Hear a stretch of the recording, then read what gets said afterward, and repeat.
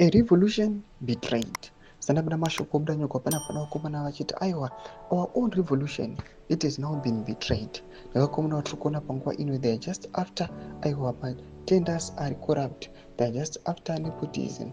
They are just after aiwa kufrauda vanhu munyika. Sanabna mashoko obdanyorwa panapa panguva ino inodwa subscribe or like out on the bell icon. Timina Zimbabwe obdanyora chiti, yet Zimbabwe's history tells a different story. One of a struggle against oppression, of ideals that once inspired hope. In the 1970s, Robert Mugabe and Edgar Tekere walked side by side, symbols of the liberation movement.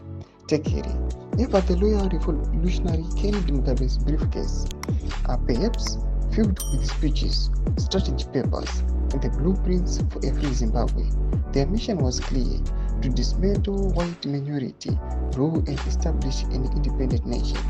Mugabe's early years in power reflect this revolutionary zeal.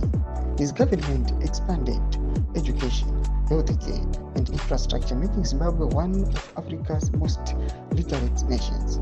However, power consumed him.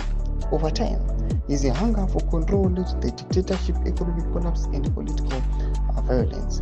Hyperinflation ravaged the country, millions fed, and opposition voices were brutally silenced.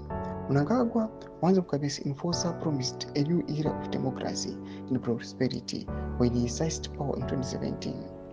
Instead, he has embraced an even darker path, one defined by blatant militarization, deepening corruption, and the outright looting of the state resources. Unlike Mugabe, who at least sought to maintain a semblance of legitimacy, Mnangagwa's Zimbabwe operates like a mafia state. This is now a betrayed revolution. Tudze mafunguro ebo tundi pamusoro pechitiko ichi. Kana comment section medu za mafunguro enyu, sama subscribe or like, turn on the bell icon.